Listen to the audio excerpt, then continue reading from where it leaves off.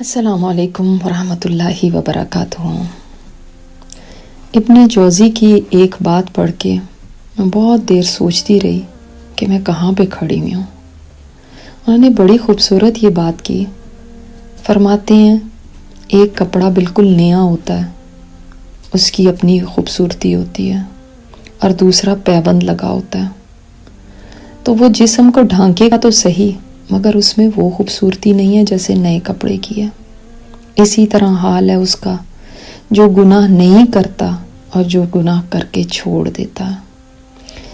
کبھی بھی جو گناہ کر کے چھوڑ دے وہ اس کے برابر تو نہیں ہو سکتا جو گناہ سے خود کو بچا کے رکھے۔ اکثر ہم اپنے آپ کو یہ کہہ کے تسلیاں دیتے ہیں، کوئی بات نہیں، اس دفعہ کر لیتی ہوں اور اللہ بڑا غفور الرحیم ہے، اس کے بعد میں توبہ کر لوں گی۔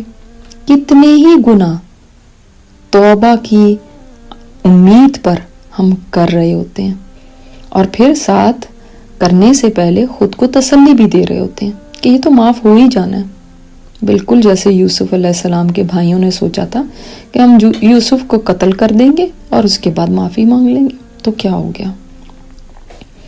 کیا ہم میں سے بہت ساروں کا یہی حال نہیں ہے؟ اور پھر اگر ہم اس مثال کو سامنے رکھیں، کتنی خوبصورت مثال ہے کہ ایک کپڑا بالکل نیا ہے اور ایک وہ ہے جس میں پیبند لگاؤ، ہیں تو دونوں ہی کپڑے نا، مگر دونوں میں بہت فرق ہوتا ہے۔ آپ اپنے لیے کس کو پسند کرتے ہیں؟ بالکل نئے کپڑے کو۔ اسی طرح اپنی زندگی میں بھی یہ پسند کریں کہ میں نے گناہ کرنا ہی نہیں ہے۔ اس چیز کو نہ سوچیں کہ کر کے کوئی بات نہیں، چھوڑ دوں گی۔ پھر آگے فرماتے ہیں کہ ہم اللہ کے لیے صرف اس گناہ کو چھوڑتے ہیں جس پر یا تو ہم قادر نہیں ہوتے یا جس سے دل بھر چکا ہوتا ہے۔ کیا واقعی ایسا ہے؟ اس گناہ کو چھوڑتے ہیں جس پہ یا تو قادر ہی نہیں ہے، یہاں اب اتنی عمر ہو گئی کہ اب دل بھی نہیں چاہتا، یا پھر کرنے کی چانس ہی نہیں ہے، ریچ میں نہیں ہے، اس گناہ کو چھوڑتے ہیں۔ کہنے کو ہم اپنے آپ کو نیک کہتے ہیں، بہت پرہیزگار سمجھتے ہیں، مگر دیکھنے کی بات یہ ہے کہ جس وقت گناہ میری ریچ میں ہے اور جس وقت گناہ کا شوق بھی ہے، اس گناہ کے دل کے اندر چاہت بھی ہے، تب چھوڑتی ہوں یا نہیں۔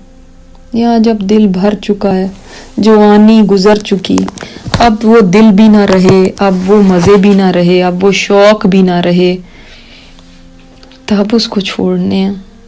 وہ چھوڑنا نہیں ہے، جیسا وہ ہے کہ جس میں انسان واقعی صرف اللہ کی خاطر چھوڑتا ہے، اپنے دل بھرنے کی وجہ سے نہیں چھوڑتا۔ پھر فرماتے ہیں ہم تب تک پرہیزگار ہیں جب تک ہمیں موقع نہیں ملتا، اور جو ہی موقع ملتا ہے کسی گناہ کو کرنے کا ہم کر گزرتے ہیں۔ یہ تیسری چیز ہے، اور یہ بھی اپنے آپ کو جانچنے کے لیے بہت ضروری ہے کہ میں نیک کب تک ہوں، جب تک مجھے موقع نہیں ملا۔ ہم بڑی آسانی سے لوگوں کو کرٹیسائز کرتے ہیں، فلاں حکمران، فلاں وزیر، فلاں عورت، فلاں مرد، انہوں نے یہ کیا، مگر خود سوچا کریں میں بھی اس کرسی پہ ہوں، اگر میرے پاس بھی اتنا مال ہو، اگر میرے پاس بھی یہ وسائل ہو، میرے پاس بھی یہ پاور ہو، تو کیا میں خود کو بچا کے چل سکوں گی؟ یا انگور کھٹے ہیں یہ کہہ دینا کیونکہ موقع ہی نہیں ملا، کیونکہ آپ کی پہنچ میں ہی نہیں، تو اب نیکی پرہیزگاری کے دعوے بڑے آسان ہیں۔ اصل بات تو یہ ہے کہ اس موقع پہ میں ہوتی تو میرا کیا رویہ ہوتا؟